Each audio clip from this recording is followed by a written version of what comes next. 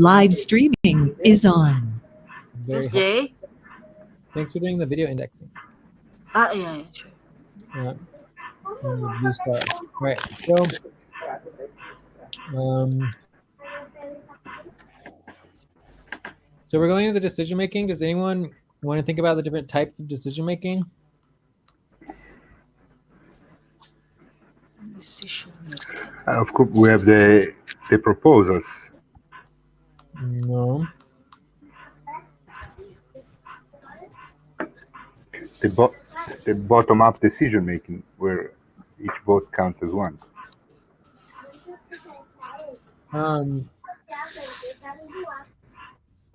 That would be structure though, because this is what's really interesting about decision making is that having a vote is not making a decision. Do you see the difference?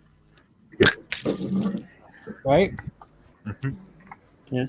So decision making is the actual agreement itself, which is actually in many ways irrespective of the voting, because it depends on how you create decisions and what the decisions turn into about whether or not they even happened or not. It's very interesting that voting and decisions are actually not the same thing. And it's also interesting in consensus-based organizations where people believe that coming to consensus actually is not voting. Okay. Right? Yeah. But Yeah. coming to consensus does not actually mean you made a decision either. Right? So decision making is separate from consensus, is separate from voting, which is all separate from the actual experience. Okay? Mm-hmm. So mainly Yeah. we're talking about the experience here. So we have decision-making methodologies. Within decision-making methodologies, you've got retroactive decision-making. We talked about that. I would even say we could add here, budget decision-making. Time to pause. Budget decision-making.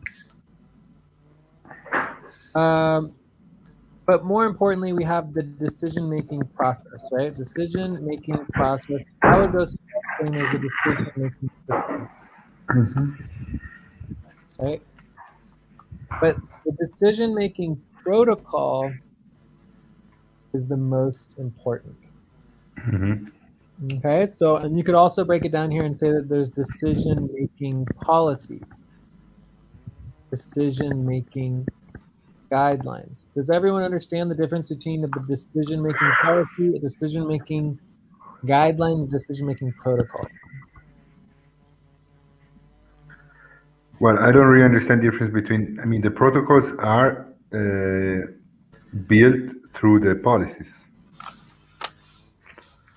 And so I don't really understand the difference between protocol and policies. A policy consists of two things: protocols and guidelines. You understand? I mean, but guidelines are not like, they're not policies, guidelines. Yeah, guidelines are policies. Okay, so under policies, you have protocols and you have guidelines. Like, for example, what's a policy guideline? A guideline that's a policy. Buddy teams. And the buddy team process and all of that would be a guideline. Okay. Yeah. Anybody can, each body team can decide their own process. Correct.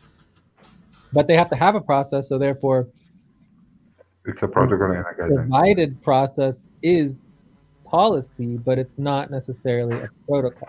Mm-hmm. Yeah. So protocol is a set of rules. No. No? Policies are the rules. What is protocol? Protocols are required.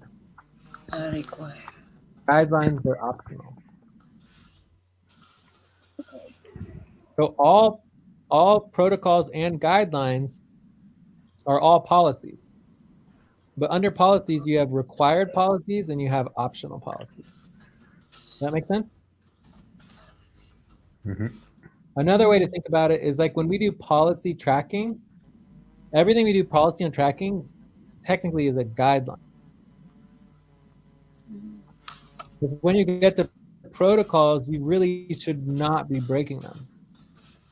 And then you have the context of who is allowed to break the protocol, right? And that's where you get in, for example, the HR board and the budget decision making. Time for breath. Budget decision making, where only the HR board has the ability to even break the policy itself. Anyone want to do the breath? Yeah. Inhale. Exhale. Inhale together. Exhale, relax.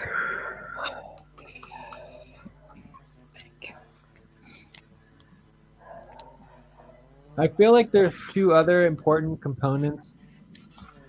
I'm gonna change some types to components of decision making. There's actually three additional things I can think about for decision making, right? One is the concept of power. Power is what makes the decision. Does that make sense? Mm-hmm. Yes. So without power, do you really have a decision? It's a very interesting concept. And then from there, you have what the most important part to our decision-making foundation is what we call the distribution of powers bylaws.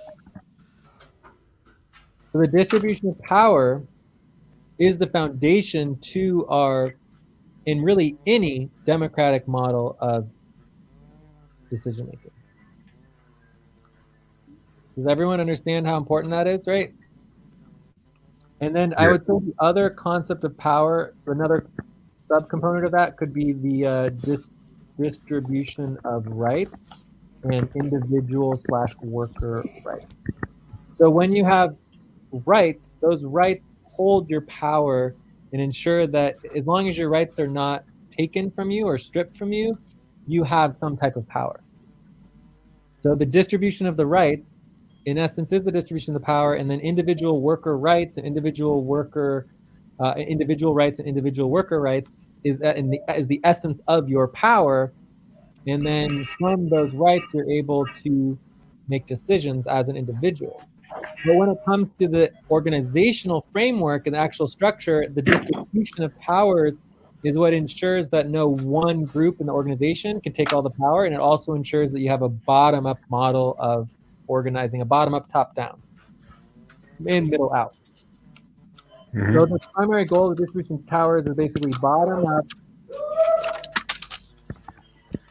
middle-out, right? So we are not, it's not only bottom-up. It's all about supporting bottom-up empowerment and oversight. Time to pause. 5-second pause. But it's also about expertise in knowledge and information and guiding top-down support and follow through, right? Mm-hmm. But then you have that, right? So it's all three, really. So you want a distributed power context. And then the last one I think is super, super key. I think this might be a starting point. Maybe not a starting point. I'm going to start with the protocol. I think that's number 2. Is decision making on decision making. Okay. So decision making on decision making is the most complicated possible topic that almost exists in all of society, Mm-hmm. because everything that is discussed in society really comes down to decision making, even if it's academia or even political, like, social dogmas or social memes or anything. The question is, do people agree to it? If people agree to it, then they're making a decision whether they know they're making a decision or not, right? So the bottom line when you talk about society is how decisions are made, and then the question is what is the process of discussing when making decisions on decision making, which sort of sets up everything else. So I don't want to get into a lot of details here because we could talk about that forever, but it's kind of like the chicken or the egg kind of question. But the bottom line is that under basic democratic principles, you're required to have 50%. Plus one. No, just 50% to have agreement on decision making. As far as I know, it's just 50%. Actually, not 50% plus one. And the reason why it's not 50% plus one is because the majority should have control, right? And Okay. if you allow a single person to prevent basically 50% of people being able to make decisions together, then a single person could block the organizational from functioning. So I don't believe you need a majority, you just need 50%. And then from there, the overall context of if you do not allow the 50% of people, or 50% plus one, majority of people to control the decision making, then you end up with a model where Time to stretch. a minority controls the decision making. This is the only way to prevent minority control. All right, so 30 seconds. Okay.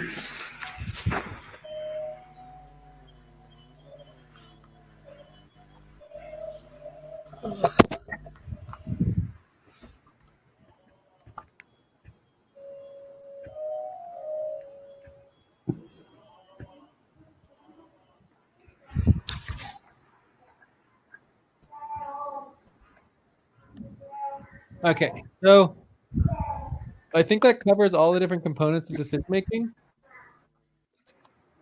And we want to prioritize the decision making protocols and possibly distribution powers bylaws. If we need to make changes to our decision making, we can talk about decision making on decision making, but I don't think really anything needs to change. Okay. But we will obviously be evaluating and see how it goes. Okay. Is there anything else anyone wants to prioritize here? I mean, the retroactive decision making could be good to get clarity on, but all this is going to take a while to get going. How long did we say we wanted on this topic? I can't remember. 15-30 minutes. Yeah, so we're not even at 5 yet. So I think we're probably right about 5 minutes. So okay, so let's start with our decision making protocol. Yes. And then we can also go into the methodology proposal as well. So, but let's just get the essence of the decision-making protocol before we go into too much information. Okay. I mean, obviously we said about the agreement, right? The consensus.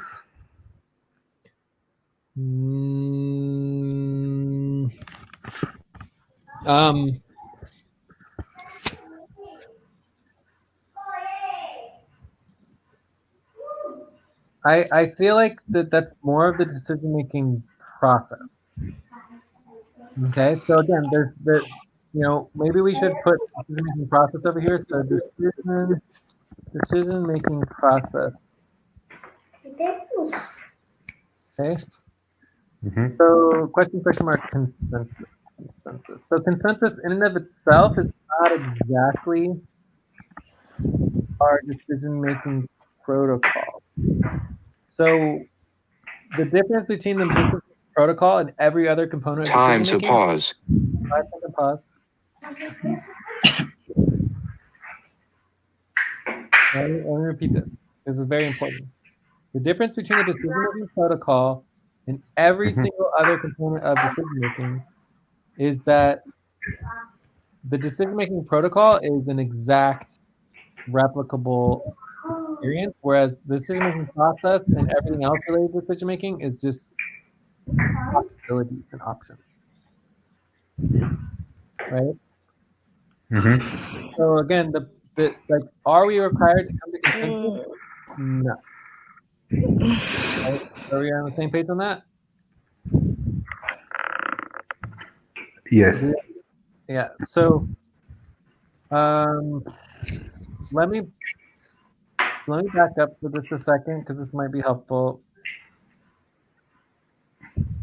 So if we go back to the methodology proposal,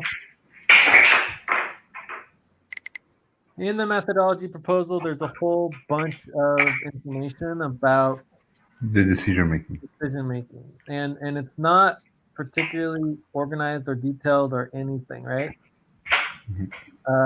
But it kind of covers, the basic structure of our decision making. Mm-hmm. And so I feel like this is helpful in terms of understanding our decision-making process. So I'm going to put this over here under decision-making process. Mm-hmm. Obviously, we strive towards 100% supportive consensus, right? So that's a very important component of our process, but that's not the protocol. Okay, so let's try to go into the protocol. The protocol is that we use the 0 to 9 scale. And we're only... Kind of, but the only problem with that is that that's like step 7. Okay, so let's just put here line 30, we vote. Okay, so we vote, and we technically have an official voting, but even the official voting scale, 0 to 9, is technically not required to make a decision. Are we able to make a decision with a yes or no vote? Yeah. Yeah, but it might not be right? So to make the highest level official decisions, we want to use the official voting scale, but it's not necessarily required to make a decision to have the official voting scale involved. But either way, that's only one small part of the decision-making protocol. Time for breath. All right, breath. You want to do the breath? Yeah. Okay. Inhale. Exhale. Let's inhale together. Exhale. Relax.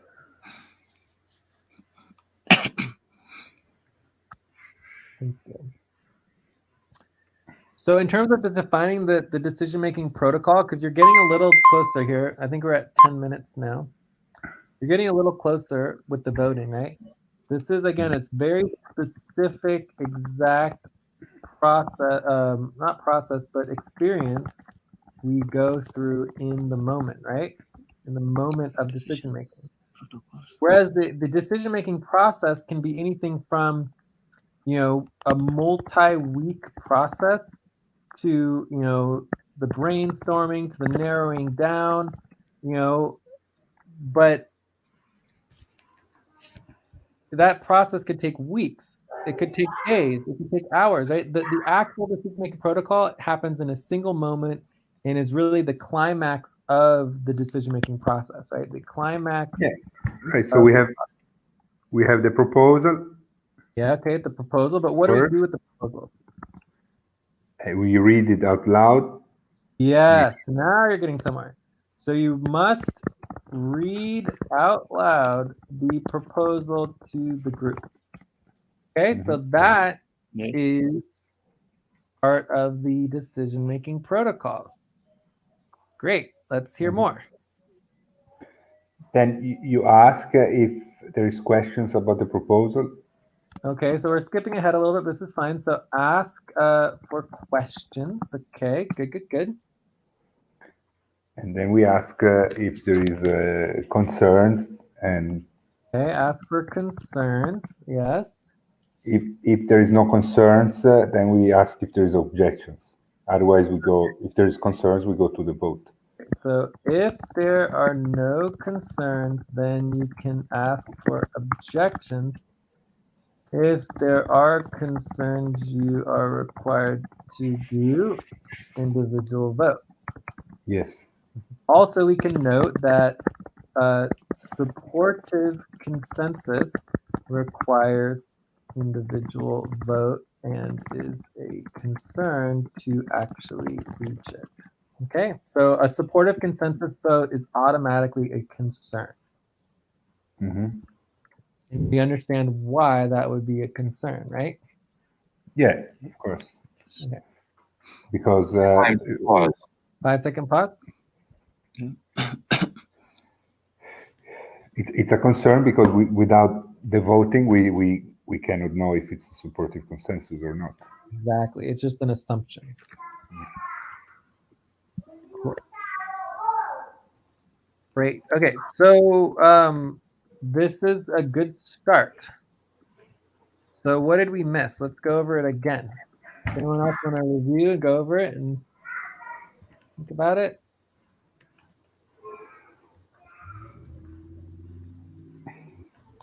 I mean, somebody needs to make the proposal, right? It comes from individual. Not necessarily, but that's a good question. So where does the proposal come from? So we have here that, you know, someone makes a proposal, right? Proposal. Mhm. So that's a terrible statement. So what does that mean? Someone makes a proposal. What is it? And remember, we're going back into the process here. So the process of making a proposal is Yeah, I somewhat. mean, there could be it could be the policy also requires for a team agreement, right? For example, the value distribution we have. I think you're getting into the process, right? So the Okay. process, Yeah, the correct. process will you know figure out all of the details of the proposals, but there is still something about the proposal that is part of our protocol, and this is very, very It's important. it's bolded. So, like here, for example, I'll ask this question: can anyone make any proposal at any time for any reason and have it say whatever they want? Yeah, yes or no? No. No. Right? So there are constrictions about what can and can be proposed at any given time. Okay? So Mhm. what does that mean when it comes to decision-making protocol?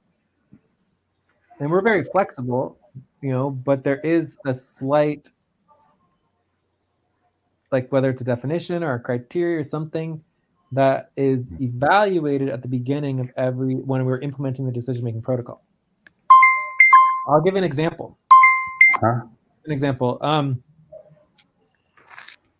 Hey, Alberto, I propose that I sit down and work on the assets for an hour after this meeting. Is that okay? Can I do that? Time to take a break.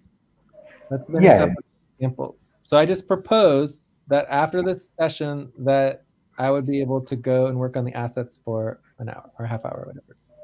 yeah, that's okay. So why?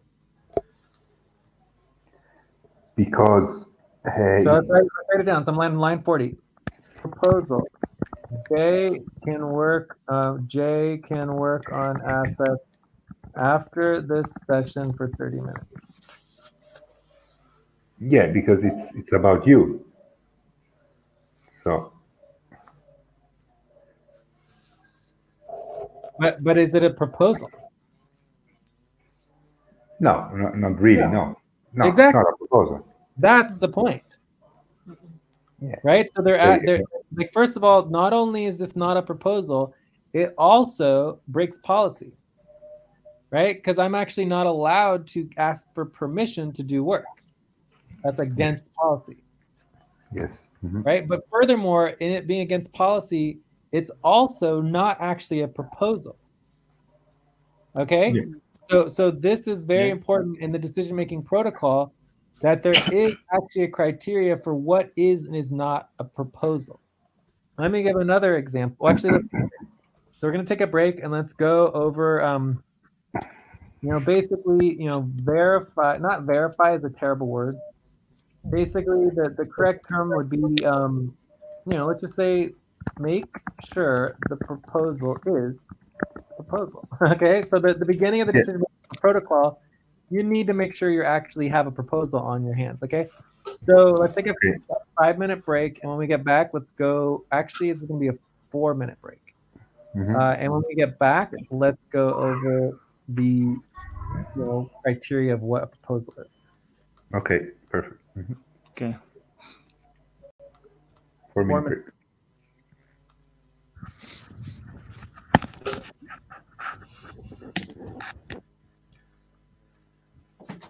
You're recording, please, Jake. Oh yeah, I'll take care of it.